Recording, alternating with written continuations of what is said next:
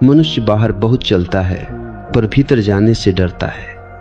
बाहर जाना उसे सरल लगता है क्योंकि बाहर जाना प्रयास नहीं मांगता, बस इंद्रियां खुली हों और संसार सामने उपस्थित हो जाता है। भीतर जाना ठीक उलटा है।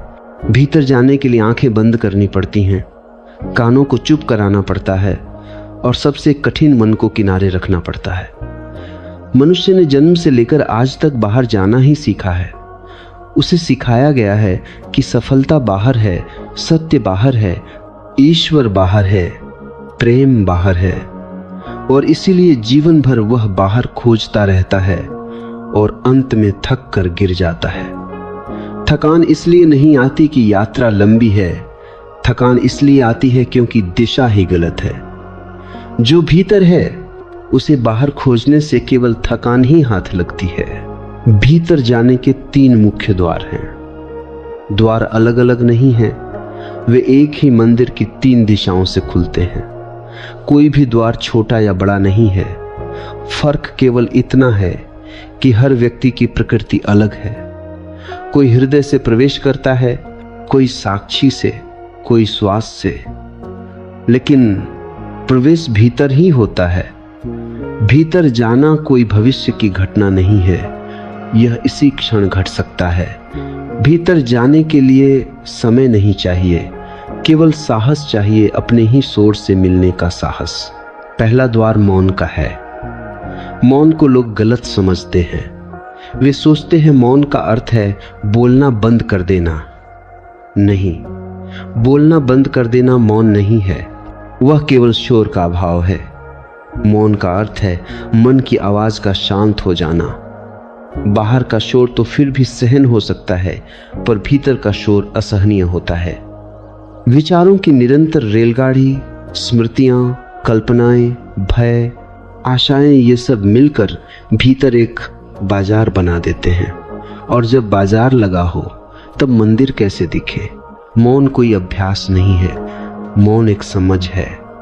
जब तुम यह देख लेते हो कि विचार तुम्हें कहीं नहीं ले जा रहे, जब तुम यह स्पष्ट अनुभव कर लेते हो कि सोच कर तुमने केवल पुराने घावों को ही कुरेदा है, तब एक दिन सोच अपने आप थक जाती है। मौन जबरदस्ती नहीं आता, मौन समझ से आता है। जैसे जब बच्चा बार बार आग को छूकर जलता है तो एक दिन आग को छूने का विचार ही गिर जाता है। कोई नियम नहीं बनाना पड़ता, कोई संकल्प नहीं लेना पड़ता।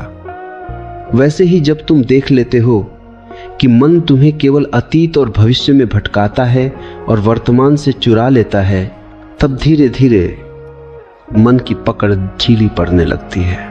इस मौन के द्वार पर कोई पहरेदार नहीं है। कोई तुमसे पूछने नहीं आएगा कि तुम योग्य हो या नहीं। मौन का द्वार सबके लिए खुला है, गरीब, अमीर, ज्ञानी, अज्ञानी, पापी, पुण्यात्मा। केवल एक बात चाहिए, देखने की ईमानदारी। जैसे ही तुम अपने भीतर के शोर को बिना जज किए देख लेते हो, जैसे ही तुम यह स्वीकार कर लेते हो कि हाँ, मेरे भीतर बहुत शोर है, उसी क्षण से मौन की प्रक्रिया शुरू हो जाती है। स्वीकार करना आधा मौन है। जब मन थोड़ा शांत होने लगता है तब एक अजीब सा भय उठता है। यह भय इसलिए नहीं कि कुछ गलत होने वाला है, बल्कि इसीलिए कि अब तक तुम शोर से ही अपनी पहचान बनाए हुए थे। तुम अपने विचारों को ही मैं समझ बैठे थे। जब विचार कम होते हैं तो मैं भी जैसे धुंधला पड़ने लगता है। यही वह क्षण है जहां अधिकतर लोग पीछे लौट जाते हैं। वे फिर से शोर पैदा कर लेते हैं। टीवी, मोबाइल, बातचीत, योजनाएं। क्योंकि शोर में मैं सुरक्षित लगता है, मौन में मैं पिघलने लगता है। लेकिन यदि तुम इस भय से भागे नहीं, यदि तुम इस खालीपन में थोड़ी देर ठहर गए, तो एक नया अनुभव जन्म लेता है साक्षी का। तुम देखते हो कि विचार आ रहे हैं और जा रहे हैं, पर तुम उनसे अलग हो। यह देखना ही भीतर जाने का पहला वास्तविक कदम है। अब तुम विचार नहीं हो, तुम विचारों को देखने वाले हो। यह अंतर बहुत सूक्ष्म है पर क्रांतिकारी है। यह अंतर बहुत सूक्ष्म है, इस भीतर की यात्रा शुरू होती है। इस मौन में कोई उपलब्धि नहीं है, कोई लक्ष्य नहीं है, यहाँ केवल होना है। जैसे आकाश बस है, बादल आते हैं जाते हैं पर आकाश अछूता रहता है। जब तुम अपने भीतर इस आकाश को पहचान लेते हो तब बाहर का संसार वैसा ही रहता है, पर तुम्हारा संबंध उससे बदल जाता है। अब संसार तुम्हें खींचता नहीं, तुम संसार को जीते हो। अब तुम प्रतिक्रियाएं नहीं देते, उत्तर देते हो। यह अंतर छोटा लगता है पर जीवन को पूरी तरह बदल देता है। यही मौन का द्वार है, सबसे सरल पर सबसे कठिन। सरल इसलिए कि इसमें कुछ करना नहीं है, कठिन इसलिए कि मन कुछ किए बिना रह नहीं सकता। मन को व्यस्तता चाहिए, मौन उसे बेरोजगार कर देता है और मन बेरोजगार होते ही विद्रोह करता है। पर यदि तुम थोड़ा धैर्य रख सको तो मन धीरे धीरे झुक जाता है। वह देख लेता है कि यहाँ उसका कुछ नहीं चलने वाला। यह पहला द्वार है, इसके पार अभी बहुत कुछ है। भीतर जाने का स्वाद अभी बस शुरू हुआ है। जैसे किसी ने पहली बार समुद्र की हवा को महसूस किया हो, नमकीन, ठंडी, विशाल। अभी समुद्र में उतरना बाकी है। मौन का यह पहला स्वाद जब भीतर उतरने लगता है तब एक बात बहुत साफ दिखाई देने लगती है कि मनुष्य अब तक बाहर इसलिए भागता रहा क्योंकि भीतर अकेलापन था। लेकिन यह अकेलापन असल में खालीपन नहीं है, यह तो भीड़ के हटते ही प्रकट होने वाला विशाल आकाश है। फर्क केवल देखने के ढंग का है। जिसने भीतर के आकाश को कभी नहीं देखा उसे वह शून्य लगता है। जिसने एक बार भी उसे छू लिया उसके लिए वही पूर्णता बन जाता है। मौन का द्वार यही परिवर्तन है, शून्य से पूर्ण की ओर। धीरे धीरे जब विचारों के बीच की खामोशी लंबी होने लगती है तब एक सूक्ष्म संगीत सुनाई देने लगता है। यह बाहर का कोई स्वर नहीं है, यह जीवन की अपनी धड़कन है। जैसे किसी शांत रात में तुम अपने ही हृदय की धड़कन सुन लेते। ए हो, पहले यह धड़कन हमेशा थी लेकिन शोर इतना था कि सुनाई नहीं देती थी। मौन उसे प्रकट करता है, पैदा नहीं करता। भीतर जाने की यात्रा में यह समझ बहुत महत्वपूर्ण है कि कुछ भी नया रचा नहीं जा रहा, केवल जो छुपा था वह उजागर हो रहा है। मौन का द्वार तुम्हें तुम्हारी सीमाओं से परिचित कराता है। तुम देखते हो कि तुम्हारी पहचान कितनी छोटी थी। नाम, रूप, कहानी, अतीत। मौन में ये सब पिघलने लगते हैं। जैसे नमक पानी में घुल जाता है और अलग दिखाई नहीं देता, वैसे ही मैं का कठोर रूप ढीला पड़ने लगता है। ये घबराहट ला सकता है क्योंकि जिस मैं को तुमने जीवन भर बचाया वही अब विलीन होने लगता है। लेकिन यही विलय भीतर जाने की कुंजी है। जब तक तुम किसी रूप को पकड़े रहोगे भीतर नहीं जा पाओगे। भीतर जाना रूपहीनता की ओर जाना है। इस मौन में एक और गहरी बात प्रकट होती है कि संघर्ष बाहर नहीं था, संघर्ष भीतर था। बाहर तो परिस्थितियां थीं, भीतर प्रतिक्रिया थी। मौन प्रतिक्रिया को काट देता है और जब प्रतिक्रिया कट जाती है तब परिस्थिति अपना असर खो देती है। तब कोई तुम्हें दुखी नहीं कर सकता, कोई तुम्हें क्रोधित नहीं कर सकता। ना ही कि दुख और क्रोध उठते नहीं, वे उठते हैं लेकिन तुम उनसे चिपकते नहीं। वे आते हैं और चले जाते हैं, तुम उनके मेजबान हो, कैदी नहीं। मौन का द्वार पार करते हुए एक दिन ऐसा आता है जब तुम्हें पहली बार वास्तविक विश्राम का स्वाद मिलता है। नींद विश्राम नहीं है, नींद तो थकान का इलाज है। मौन विश्राम है अकारण, बिना थकान के भी।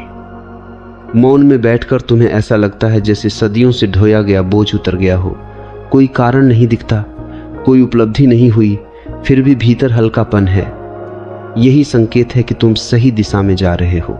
लेकिन यात्रा यहीं समाप्त नहीं होती। मौन का द्वार केवल प्रवेश है, मंजिल नहीं। मौन से आगे एक और द्वार खुलता है, साक्षी का द्वार। मौन में विचार कम होते हैं लेकिन साक्षी में देखने वाला स्पष्ट होता है।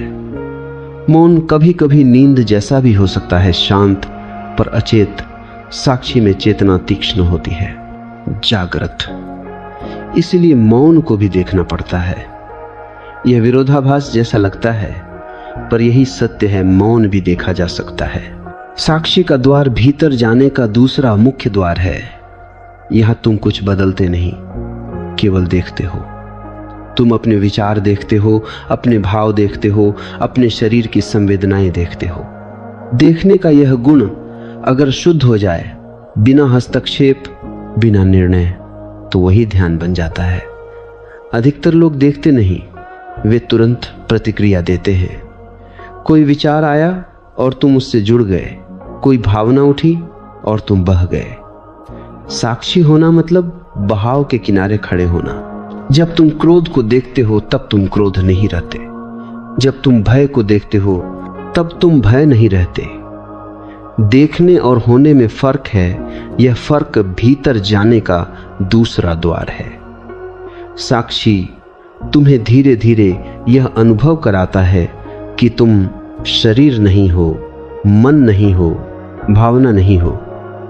तुम वह हो जो इन सबको देख रहा है। यह अनुभव किसी दर्शन की किताब से नहीं आता, यह प्रत्यक्ष अनुभूति है। साक्षी के मार्ग में सबसे बड़ी बाधा है सूक्ष्म अहंकार। मन कहता है, देखो मैं साक्षी बन रहा हूं। यही वाक्य साक्षी को बिगाड़ देता है। साक्षी में मैं नहीं होता। साक्षी तो बस देखना है। जैसे दर्पण देखता नहीं, प्रतिबिंब को बस प्रकट होने देता है। यदि दर्पण कहने लगे कि मैं देख रहा हूं, तो वह दर्पण नहीं रहा। इसलिए साक्षी में भी एक गहरी विनम्रता चाहिए। कोई उपलब्धि का भाव नहीं, कोई विशेष होने का भाव नहीं। जितना साधारण तुम रह सको, उतना गहरा साक्षी उतरता है। भीतर जाने की यात्रा में साधारण होना सबसे बड़ा चमत्कार है।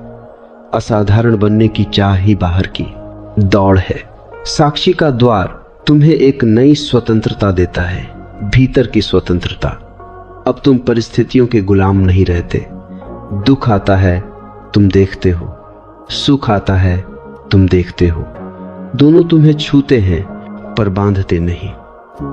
यही वह अवस्था है जहां जीवन पहली बार उत्सव जैसा लगता है, बिना कारण, बिना अपेक्षा। यह अभी दूसरे द्वार की शुरुआत है। इसके पार अभी तीसरा द्वार है, सबसे सूक्ष्म, सबसे गहरा। लेकिन वहां पहुंचने से पहले साक्षी में स्थिर होना आवश्यक है। जैसे कोई पेड़ बिना जड़ों के ऊंचा नहीं उठ सकता, वैसे ही तीसरे द्वार के लिए साक्षी की जड़ें चाहिए। साक्षी में जैसे जैसे स्थिरता आती है, वैसे वैसे एक सूक्ष्म परिवर्तन घटित होता है। पहले तुम विचारों को देखते थे जैसे बाहर से कोई चलचित्र चल रहा हो। अब तुम यह भी देखने लगते हो कि देखने वाला स्वयं भी बदल रहा है। यह बहुत नाजुक बिंदु है। यह बहुत से साधक भ्रमित हो जाते हैं। उन्हें लगता है कि अब कुछ असाधारण घट रहा है, कोई विशेष अवस्था आ गई है। लेकिन यही मान लेना सबसे बड़ी बाधा बन जाता है। भीतर जाने की यात्रा में हर विशेषता का भाव बाहर की ओर ले जाता है। भीतर का रास्ता अत्यंत साधारण है, इतना साधारण कि मन उसे स्वीकार नहीं कर पाता। साक्षी जब गहराता है, तब देखने और देखे जाने के बीच की दूरी घटने लगती है। पहले विचार थे और तुम थे, फिर केवल देखना बचता है। यह देखना किसी के द्वारा किया गया कर्म नहीं है, यह एक स्वाभाविक घटना है।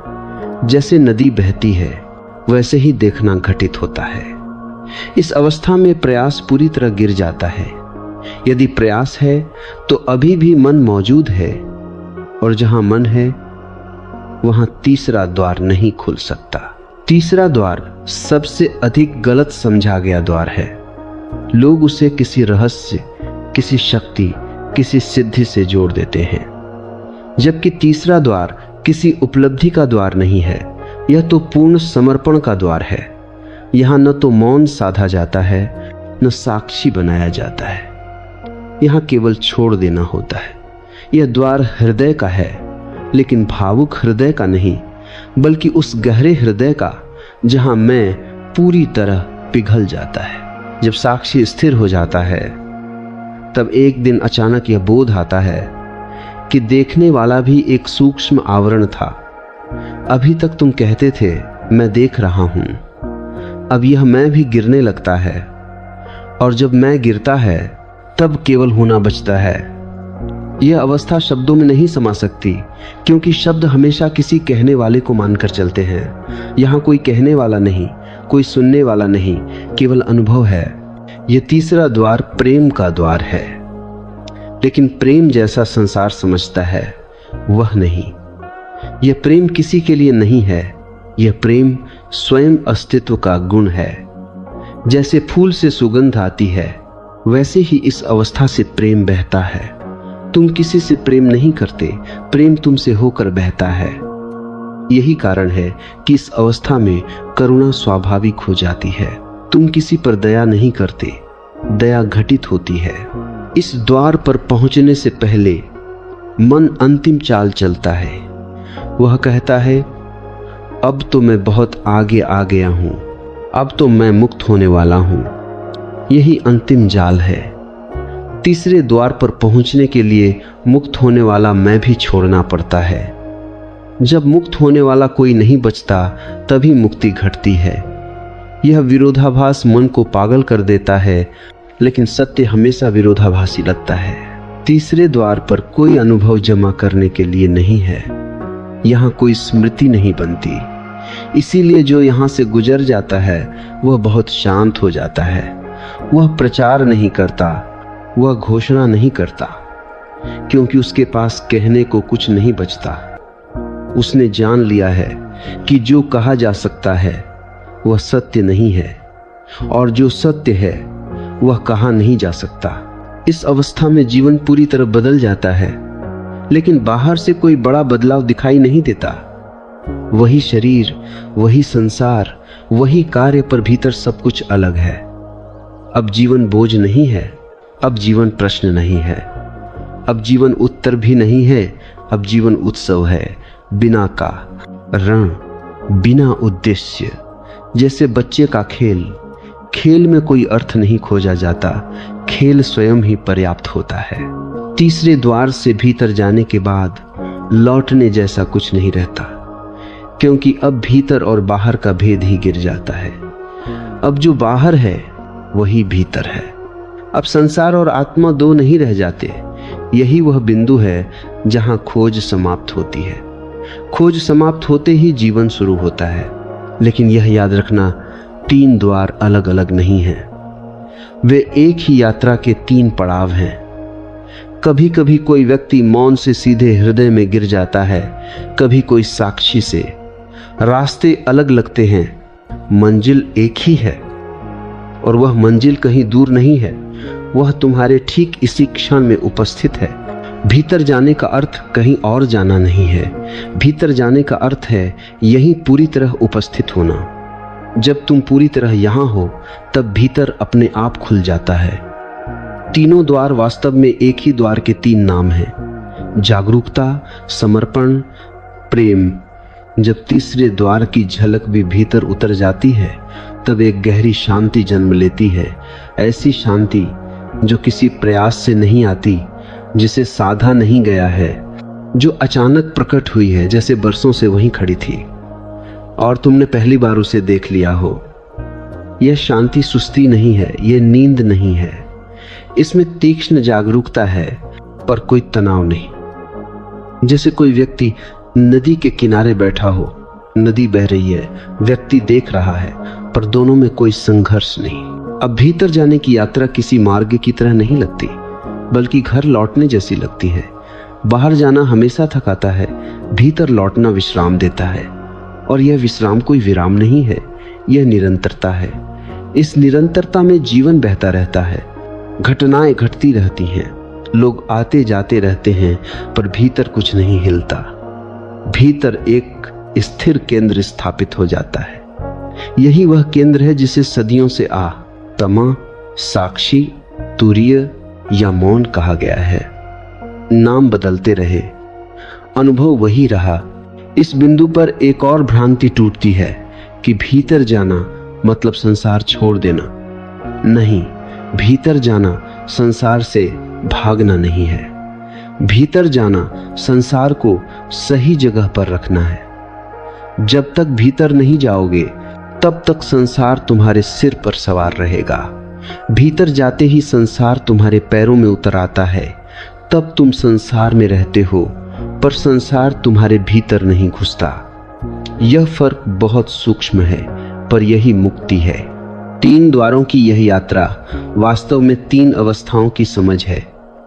पहले तुम शोर में जीते हो, फिर मौन में ठहरना सीखते हो, फिर तुम देखने लगते हो और अंत में तुम केवल हो जाते हो।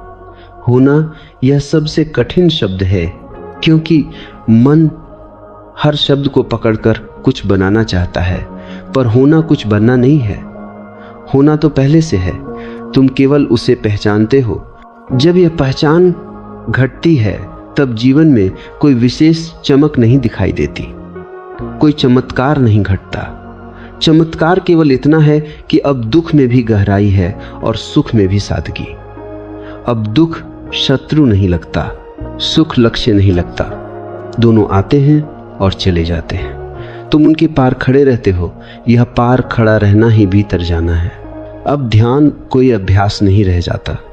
चलना ध्यान बन जाता है, बोलना ध्यान बन जाता है, चुप रहना ध्यान बन जाता है, क्योंकि अब भीतर बाहर का विभाजन गिर चुका है।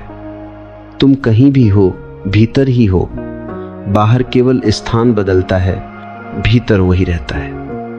यही वह अवस्था है जहां जीवन पहली बार पूर्ण लगता है, किसी उपलब्धि के कारण नहीं, बल्कि किसी कमी के अभाव के कारण। 3 द्वारों की यह पूरी प्रक्रिया किसी क्रम में भी घट सकती है और अचानक भी। कभी कोई व्यक्ति वर्षों मौन में रहता है और फिर साक्षी खुलता है। कभी कोई अचानक प्रेम में गिरता है और तीसरा द्वार खुल जाता है और मौन व साक्षी अपना आप साथ आ जाते हैं। जीवन गणित नहीं है। भीतर जाने की यात्रा भी नियमों से नहीं चलती, यह केवल ईमानदारी से चलती है। यदि तुम ईमानदार हो अपने अनुभव के प्रति, यदि तुम यह स्वीकार कर सकते हो कि तुम नहीं जानते, तो तीनों द्वार तुम्हारे लिए खुले हैं। ज्ञान बाधा बनता है, न जानना सहायक होता है। जिसने कहा मैं जानता हूं, उसने द्वार बंद कर लिए। जिसने कहा मैं नहीं जानता, उसके लिए द्वार अपने आप खुलने लगते हैं। इस पूरी यात्रा में गुरु कोई बाहर का व्यक्ति नहीं है। बाहर का व्यक्ति केवल संकेत दे सकता है, द्वार की ओर इशारा कर सकता है। भीतर प्रवेश तुम्हें ही करना है, और भीतर प्रवेश करने के लिए तुम्हें अपने ही हाथ से अपने बोझ रखने पड़ते हैं। कोई दूसरा तुम्हारे लिए यह काम नहीं कर सकता। अंत में एक बात बहुत स्पष्ट हो जाती है कि भीतर जाने के 3 द्वार कोई रहस्य नहीं थे। वे इतने साधारण थे कि मन ने उन्हें नजरअंदाज कर दिया।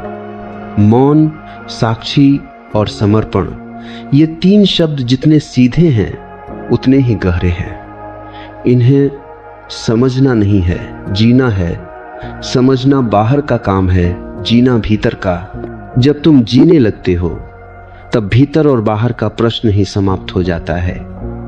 तब केवल जीवन बचता है, पूरा, सघन, जीवंत। और वही जीवन ध्यान है, वही जीवन सत्य है। जब भीतर का पहला स्वाद आ जाता है तब मनुष्य एक अजीब दुविधा में फंसता है। एक ओर बाहर की पुरानी आदतें हैं, दूसरी ओर भीतर की नई सुगंध। बाहर की आदतें शोर मचाती हैं, काम, संबंध, अपेक्षाएं, डर, महत्वाकांक्षा, और भीतर की सुगंध बहुत सूक्ष्म होती है, लगभग फुसफुसाहट जैसी। यदि तुम सजग न रहो तो बाहर का शोर भीतर की आवाज को दबा देता है। इसीलिए भीतर जाने के बाद भी जागरूकता की आवश्यकता समाप्त नहीं होती, बल्कि और गहरी हो जाती है। अब तुम्हें यह देखना पड़ता है कि भीतर की शांति को तुम कैसे खो देते हो। कोई व्यक्ति को छ कह देता है और शांति चली जाती है। कोई घटना घट जाती है और भीतर फिर से हलचल शुरू हो जाती है। यहाँ बहुत स्पष्ट हो जाता है कि शांति बाहर से नहीं आती और अशांति भी बाहर से नहीं आती। बाहर केवल घटनाएं हैं, भीतर प्रतिक्रिया है। और जब यह साफ दिखाई देने लगता है तब भीतर जाने की यात्रा एक नई दिशा लेती है। अब तुम प्रतिक्रिया को देखना शुरू करते हो। यह देखना बहुत सूक्ष्म है। क्रोध उठता है और तुम तुरंत उसे सही ठहराने लगते हो। भय उठता है और तुम भविष्य की कहानियां बुनने लगते हो। दुख आता है और तुम अतीत में उतर जाते हो।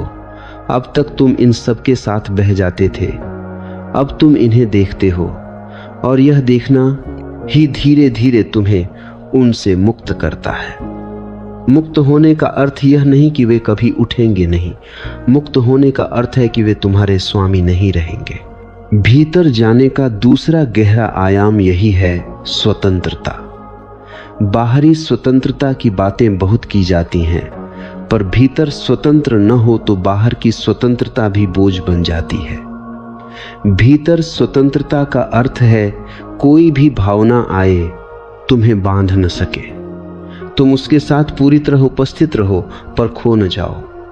यह संतुलन साधना नहीं है, यह समझ से आता है।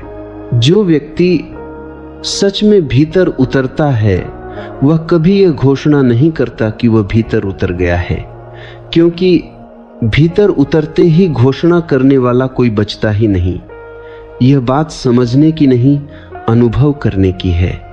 जैसे कोई व्यक्ति गहरी नींद से जागता है, वह यह घोषणा नहीं करता कि मैं सोया हुआ था। उसे पता है बस।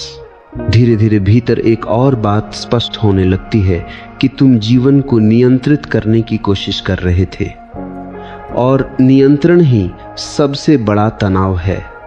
भीतर जाने का अर्थ है नियंत्रण छोड़ना। नियंत्रण छोड़ते ही भय उठता है, क्योंकि अब तक तुम्हें लगता था कि नियंत्रण के बिना सब बिखर जाएगा। लेकिन जैसे ही नियंत्रण ढीला पड़ता है, तुम देखते हो कि जीवन अपने आप बहुत सुंदर ढंग से बह रहा है। तुम्हारे हस्तक्षेप ने ही उसे विकृत किया था। यह छोड़ना कोई एक बार की घटना नहीं है, यह हर क्षण घटता है। हर क्षण तुम या तो पकड़े रहते हो या छोड़ते हो, और जब छोड़ना स्वाभाविक हो जाता है तब तीसरा द्वार धीरे धीरे स्थायी रूप लेने लगता है। अब यह कोई झलक नहीं रहती, यह जीवन की पृष्ठभूमि बन जाता है। इस पृष्ठभूमि में प्रेम अपने आप बहने लगता है।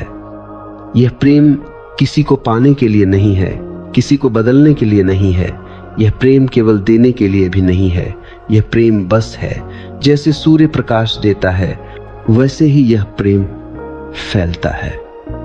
और जहां प्रेम है वहां संघर्ष टिक नहीं सकता। अब तुम्हारे संबंध बदलने लगते हैं। पहले तुम दूसरों से कुछ चाहते थे, सम्मान, प्रेम, सुरक्षा। अब तुम उनके साथ होने का आनंद लेने लगते हो। चाहना गिर जाती है, बांटना बचता है, और जब चाहना गिर जाती है तब दुख का कारण भी गिर जाता है, क्योंकि दुख हमेशा चाहना से पैदा होता है, जो नहीं मिला, जो चला गया, जो बदल गया। भीतर जाने का यह चरण बहुत शांत लगता है, लेकिन यह निष्क्रिय नहीं है। भीतर स्थिरता है, बाहर क्रिया है। अब तुम कार्य करते हो पर कर्ता नहीं बनते। काम होता है पर अहंकार नहीं जुड़ता। यह अवस्था बहुत दुर्लभ है, लेकिन असंभव नहीं।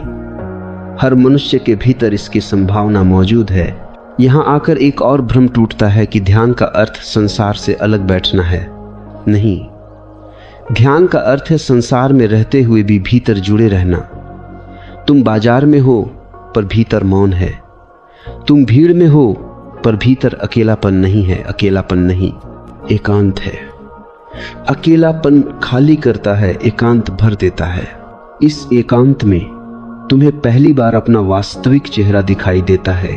वह चेहरा जो समाज ने नहीं दिया, जो नाम से नहीं बना, जो भूमिका से नहीं आया। यह चेहरा कोई आकृति नहीं है, यह एक अनुभूति है, स्वतंत्र, खुली, भय मुक्त। और जब तुम इसे पहचान लेते हो तब तुम किसी और की नकल नहीं कर सकते। तब तुम्हारा जीवन स्वयं एक उत्तर बन जाता है। भीतर जाने की यात्रा में यह भी स्पष्ट होता है कि कोई भी मार्ग स्थायी नहीं है। मौन भी एक दिन छोड़ना पड़ता है, साक्षी भी एक दिन विलीन हो जाता है। अंत में केवल जीवन बचता है, सादा, सरल, पूर्ण, और वही जीवन ध्यान है। अब भीतर जाने की यात्रा एक और सूक्ष्म मोड़ लेती है। अब प्रश्न ये नहीं रहता कि भीतर कैसे जाएं, बल्कि यह बन जाता है कि भीतर से गिरकर बाहर फिर कैसे न बह जाएं। क्योंकि भीतर का स्वाद लगने के बाद भी संसार अपने पुराने आकर्षण दिखाता है। फर्क बस इतना होता है कि अब तुम जानते हो यह आकर्षण अस्थायी है। फिर भी आदतें बहुत पुरानी होती हैं और आदतें तुरंत नहीं छूटती। इसीलिए भीतर जाने की प्रक्रिया कोई एक छलांग नहीं है, यह एक धीरे धीरे गहराती हुई समझ है। अब तुम ये देखने लगते हो कि तुम्हारा मन कितनी चालाकी से स्वयं को केंद्र में रखना चाहता है। पहले वह संसार के माध्यम से खुद को केंद्र में रखता था, सफलता, असफलता, मान, अपमान। अब वह भीतर के अनुभवों के माध्यम से खुद को केंद्र में रखना चाहता है। शांति, आनंद, विस्तार, प्रेम। यह परिवर्तन बहुत सूक्ष्म है, पर जाल वही है। भीतर जाने का अर्थ है केंद्र का भी विसर्जन। यही तीसरे द्वार की वास्तविक परीक्षा शुरू होती है, क्योंकि अब छोड़ना केवल दुख को नहीं है, सुख को भी है। अब पकड़ केवल पीड़ा की नहीं, आनंद की भी है। और आनंद की पकड़ सबसे कठिन होती है, क्योंकि मन कहता है यह तो अच्छा है, इसे क्यों छोड़े। लेकिन जो भी पकड़ा जाता है वह भीतर जाने से रोकता है। भीतर जाना पूर्ण अनासक्ति की मांग करता है, यहां तक कि आध्यात्मिक सुखों से भी। धीरे धीरे एक दिन ऐसा आता है जब तुम यह देख लेते हो कि छोड़ना भी तुम ही कर रहे हो, तब छोड़ने वाला भी एक बोझ बन जाता है। और उसी क्षण एक और गिरावट घटती है, छोड़ने वाला भी छूट जाता है। अब न पकड़ है न छोड़ना है, अब केवल सहज प्रवाह है। यही तीसरे द्वार का वास्तविक उद्घाटन है। इस अवस्था में जीवन बहुत साधारण दिखता है, लेकिन भीतर से बहुत गहन होता है। अब कोई ऊंच नीच नहीं रहती। ध्यान और गैर ध्यान का फर्क मिट जाता है। हर श्वास ध्यान है, हर दृष्टि ध्यान है, क्योंकि अब देखने वाला और देखने की प्रक्रिया अलग नहीं है। अब तुम जीवन को जीते नहीं, जीवन तुम्हें जीता है। और इसमें कोई पराधीनता नहीं है, इसमें परम स्वतंत्रता है। यह स्वतंत्रता बाहर की आजादी जैसी नहीं है। बाहर की आजादी हमेशा किसी न किसी से छीननी पड़ती है। भीतर की स्वतंत्रता किसी से छीनी नहीं जा सकती, क्योंकि वह तुम्हारे होने का स्वभाव है। तुम उसे केवल भूल गए थे। भीतर जाने का अर्थ है उस भूल का मिट जाना। अब तुम्हें यह भी स्पष्ट दिखाई देने लगता है कि संघर्ष तुम्हारे और संसार के बीच नहीं था, संघर्ष तुम्हारे और तुम्हारे ही विचारों के बीच था। संसार तो वैसा ही था जैसा है, तुम ही उससे कुछ और चाहते थे, कुछ और उम्मीद करते थे। उम्मीद टूटती थी, दुख पैदा होता था। अब उम्मीद गिर जाती है और उसके साथ ही दुख की जड़ भी गिर जाती है। इस अवस्था में करुणा अपने आप बहती है। तुम किसी को सुधारना नहीं चाहते, किसी को बदलना नहीं चाहते, क्योंकि तुम देख लेते हो कि हर व्यक्ति अपनी यात्रा पर है, अपने द्वारों से गुजर रहा है। जो अभी बाहर है वह भी एक दिन भीतर आएगा। भीतर जाने का यह चरण बहुत शांत है, पर इसमें एक गहरा साहस छुपा है, क्योंकि अब तुम किसी सहारे पर निर्भर नहीं हो। न विचार का सहारा, न विश्वास का सहारा, न सिद्धांत का सहारा। अब केवल अस्तित्व है, नंगा, सीधा, बिना व्याख्या के। यह नग्नता डरावनी लग सकती है, लेकिन यही सत्य है। अब प्रश्न उठते ही नहीं, क्योंकि प्रश्न हमेशा भविष्य से आते हैं और तुम अब भविष्य में नहीं रहते, तुम यही हो। और जो यही है उसके लिए प्रश्न नहीं होते। प्रश्न तो तब होते हैं जब तुम कहीं और होना चाहते हो। भीतर जाने का अंतिम फल यही है, तुम जहां हो वहीं पूर्ण हो। अब जीवन में कोई विशेष उद्देश्य नहीं बचता, और यही सबसे बड़ा उद्देश्य है। उद्देश्यहीनता में एक गहरी हल्कापन है। अब तुम्हें कुछ साबित नहीं करना है, कुछ पाना नहीं है, कुछ बनना नहीं है। अब जो है वही पर्याप्त है। और जब यह पर्याप्तता उतर जाती है, तब जीवन अपने आप गीत बन जाता है। इस गीत में कभी दुख के स्वर भी होंगे, कभी सुख के भी। लेकिन अब तुम उनसे लड़ते नहीं, तुम उन्हें सुनते हो, उन्हें जीते हो और उन्हें जाने देते हो। यही भीतर जाने की परिपक्वता है। भीतर जाना कोई पलायन नहीं है, यह जीवन के प्रति पूर्ण हाँ है। अब तीसरे द्वार के पार कोई चौथा द्वार नहीं है, क्योंकि अब द्वार और मंजिल का भेद मिट गया है। अब भीतर और बाहर दो नहीं रहे, अब जो भी है वही तुम हो, और यही वह बिंदु है जहां खोज समाप्त होती है। अब भीतर जाने की यात्रा किसी साधना जैसी नहीं लगती, बल्कि जीवन की स्वाभाविक धड़कन बन जाती है। अब तुम्हें यह याद भी नहीं रहता कि कभी तुम भीतर जाने की कोशिश कर रहे थे। कोशिश शब्द ही गिर जाता है, क्योंकि जहां कोशिश है वहां अभी दूरी है। अब दूरी मिट चुकी है। अब भीतर कोई जगह नहीं है जहां पहुंचना है, और बाहर कोई जगह नहीं है जहां से भागना है। अब जो है वही है। इस अवस्था में एक बहुत गहरी शांति उतरती है, लेकिन यह शांति स्थिर नहीं है, जड़ नहीं है। इसमें गति है, प्रवाह है, नृत्य है। जैसे समुद्र शांत भी है और लहरों से भरा भी। पहले तुम लहरों से डरते थे, अब तुम जानते हो कि लहरें समुद्र का ही रूप हैं। अब कोई विरोध नहीं बचता। विरोध समाप्त होते ही ऊर्जा मुक्त हो जाती है। अब तुम यह भी देख पाते हो कि पहले तुम्हारा जीवन प्रतिक्रिया में बीत रहा था। कोई कुछ करता था, तुम प्रतिक्रिया देते थे। कोई कुछ कहता था, तुम प्रतिक्रिया देते थे। अब प्रतिक्रिया की जगह उत्तर आता है। प्रतिक्रिया अंधी होती है, उत्तर जागरूक होता है। प्रतिक्रिया अतीत से आती है, उत्तर वर्तमान से। यही भीतर जाने का एक बहुत स्पष्ट संकेत है। अब तुम्हारे उत्तर वर्तमान से उठते हैं, स्मृति से नहीं। अब तुम यह भी अनुभव करते हो कि समय का दबाव समाप्त हो गया है। पहले समय हमेशा कम लगता था। कल करना है, परसों पहुंचना है, भविष्य बनाना है। अब समय खुल जाता है। अब हर क्षण पूरा है। तुम घड़ी देखते हो, लेकिन घड़ी तुम्हें नहीं देखती। समय तुम्हारा स्वामी नहीं रहता, वह तुम्हारा साथी बन जाता है। इस अवस्था में भय बहुत गहराई से गिरता है, क्योंकि भय हमेशा भविष्य से जुड़ा होता है। क्या होगा, क्या नहीं होगा। जब तुम भविष्य में नहीं रहते, भय का आधार ही गिर जाता है। इसका अर्थ यह नहीं कि सावधानी नहीं रहती। सावधानी रहती है, लेकिन डर नहीं रहता। सावधानी बुद्धि की स्पष्टता है, डर मन की बीमारी है। अब भीतर एक गहरी मित्रता पैदा होती है अपने ही अस्तित्व के साथ। पहले तुम अपने ही खिलाफ थे। तुम खुद को बदलना चाहते थे, सुधारना चाहते थे, किसी और जैसा बनना चाहते थे। अब यह संघर्ष समाप्त हो जाता है। अब तुम स्वयं के साथ सहज हो जाते हो, और जिस दिन मनुष्य स्वयं के साथ सहज हो जाता है, उसी दिन वह संसार के साथ भी सहज हो जाता है। इस सहजता में जीवन बहुत सरल हो जाता है। सरलता का अर्थ गरीबी नहीं है, सरलता का अर्थ है अनावश्यक का गिर जाना। अब तुम कम बोलते हो, पर जो बोलते हो वह सच्चा होता है। अब तुम कम करते हो, पर जो करते हो वह पूरा होता है।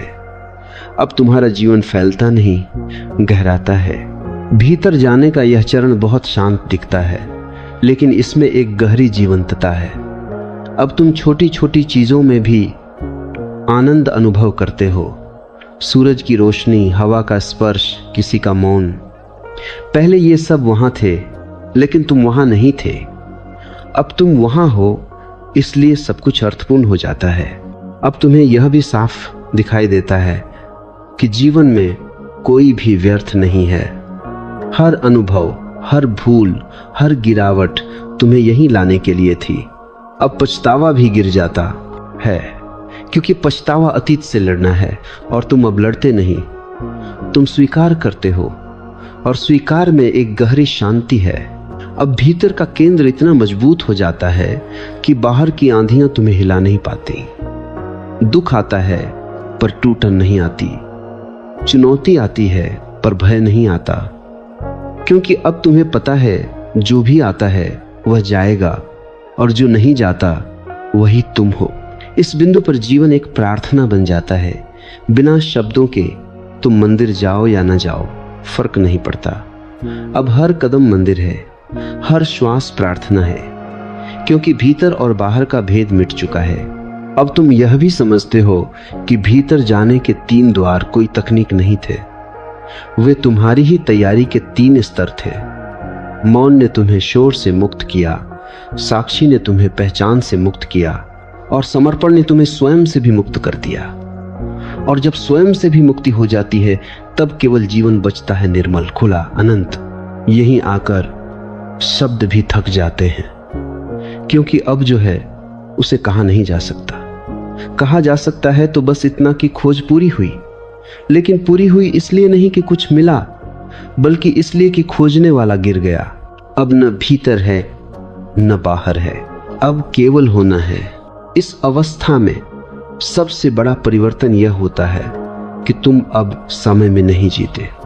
घड़ी चलती रहती है, कैलेंडर बदलता रहता है, पर तुम्हारा होना समय से बाहर हो जाता है। तुम भविष्य की चिंता नहीं करते, क्योंकि अब कोई मैं नहीं है जिसे भविष्य सुरक्षित करना हो।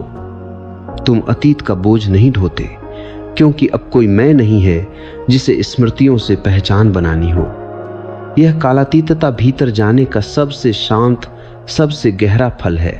अब जीवन में जो भी घटता है वो एक घटना की तरह नहीं, बल्कि एक लहर की तरह घटता है।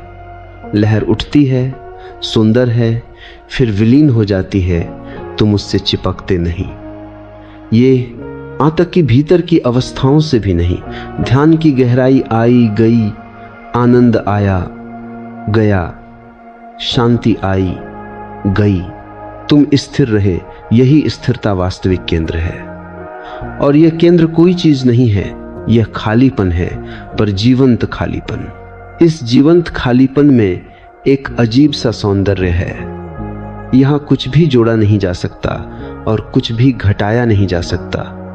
यहां सुधार की कोई संभावना नहीं है, क्योंकि यहां कोई कमी नहीं है। यह पूर्णता किसी आदर्श की नहीं, बल्कि स्वीकार की है। तुम जीवन को वैसा ही स्वीकार कर लेते हो जैसा वो है, और उसी क्षण जीवन अपनी गुप्त सुंदरता प्रकट कर देता है। अब संबंधों में भी एक नया आयाम खुलता है। तुम अब किसी से कुछ लेने नहीं जाते, तुम किसी से जुड़ते हो पर निर्भर नहीं होते। निर्भरता का अर्थ था डर, और डर के साथ प्रेम कभी शुद्ध नहीं हो सकता। अब प्रेम में कोई भय नहीं है, खो जाने का भय नहीं, बदल जाने का भय नहीं, क्योंकि तुम जानते हो जो वास्तविक है वह खो नहीं सकता, और जो खो सकता है वह वास्तविक नहीं था। भीतर जाने का यह अंतिम चरण तुम्हें अत्यंत साधारण बना देता है। तुम किसी विशेष वस्त्र में नहीं दिखते, किसी विशेष भाषा में नहीं बोलते, किसी विशेष आचरण का प्रदर्शन नहीं करते। तुम बस हो जैसे कोई वृक्ष है, जैसे कोई नदी है। और यही साधारणता सबसे बड़ी आध्यात्मिक परिपक्वता है, क्योंकि अब तुम जीवन के विरुद्ध नहीं हो, जीवन के साथ हो। यहां आकर कोई उपदेश देने की इच्छा नहीं रहती, क्योंकि तुम जानते हो हर उपदेश बाहर का है। भीतर का मार्ग केवल आमंत्रण से खुलता है। यदि कोई पूछता है तो तुम मौन से उत्तर देते हो। यदि कोई समझता है तो शब्द अनावश्यक हो जाते हैं, और यदि कोई नहीं समझता तो भी कोई समस्या नहीं है। अस्तित्व को कोई जल्दी नहीं है। 3 द्वारों की यह पूरी यात्रा अंततः एक ही बात पर समाप्त होती है कि भीतर जाना कोई विशेष साधना नहीं है, बल्कि जीवन को बिना विरोध के जीना है। जैसे ही विरोध गिरता है, भीतर प्रकट हो जाता है। जैसे ही अपेक्षा गिरती है, शांति प्रकट हो जाती है। जैसे ही मैं गिरता है, सत्य प्रकट हो जाता है। अब कोई द्वार नहीं बचता, क्योंकि अब कोई बाहर नहीं बचा। भीतर और बाहर का विभाजन केवल मन की रचना था।